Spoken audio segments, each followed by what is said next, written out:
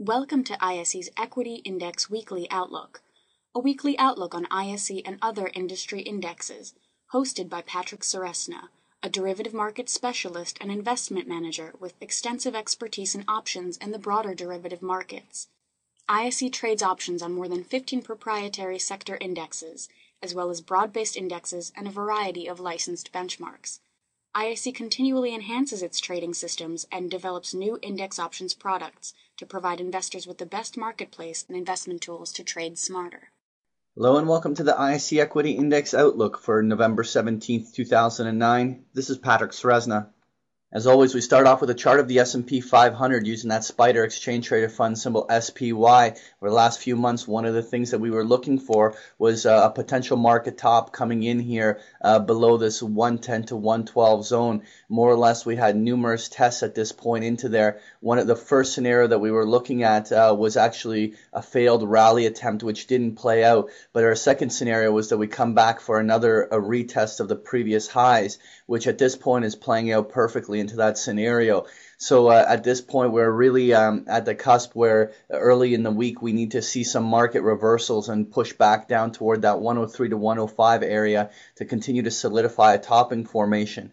Under the circumstances, if that was not to occur, then we have to explore the idea of how it would look if the market was actually going to progress to higher levels. At this point, we don't favor that scenario, but we would be seeing that if it did play out that way, we would first need to see a legitimate rally above this 110 to 112 zone on the upside, and then all sell-offs being contained on the downside. At that point, the window will open up for a progressive move higher, which can not only go up to the 115 area, but potentially can go even as high as the 120. Again, that's not the scenario we're looking for. We're continuing to stick by the topping formation here until proven otherwise. Next here, I want to take a look at the ISE US Regional Banks Index, which is the symbol JLO, and we continue to see failed rally attempts here, and there continues to be what appears to be some form of distribution going on here in the regional banks, while the rest of the indices and markets progressed all the way back up to their previous highs.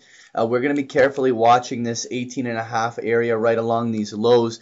If for whatever reason the regional banks can't keep progressing higher while the market is rallying, then when they finally break down here, the move down toward that 15-16 focal point on the downside looks quite probable. Next here, I want to take a look at the ISE Syndex, which is the symbol SIN. This is an index of all the casino, tobacco, and distiller companies.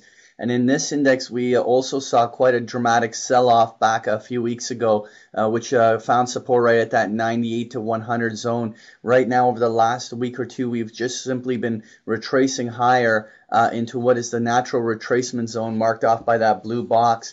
At this juncture, if the S&P creates a double top formation here and reverses, if the Syndex reverses off of this point right here and starts turning down, any breaks below that 98 100 would very quickly open the window for a move all the way down into that 82-87 zone. So it'll be critical to see whether or not this rolls over out of this zone. Next here, I want to take a look at the ISE Home Builders Index, which is the symbol RUF. And again here, just like we're seeing in a lot of the other sectors, is that they're not participating on the upside the way we're seeing it with those large cap blue chips that have been progressing the market higher. At this point, the home builders continue to struggle to push back up to their previous highs. And if they roll over anywhere in this 10 to 10.5 range, right in those retracement zones, we could very quickly see these also accelerate on the downside, especially on any breaks below the $9 level. Next here, I want to take a look at the ISE Natural Gas Index, which is a symbol FUM. And more or less at this juncture, we are seeing it rolling over at this 102 to 105 zone after doing a retracing move higher. Could this be a head and shoulder style formation? It's a little too early to officially know. But if the whole market is rolling over off of, again, the S&P double top zone, and we have all of the indices rolling back down, if this starts breaking down below that 90-93 zone, then we certainly have a potential corrective move to come on the downside here. Finally, I want to take a look at the ISE Mini FTSE 100 Index, which is the symbol UKX.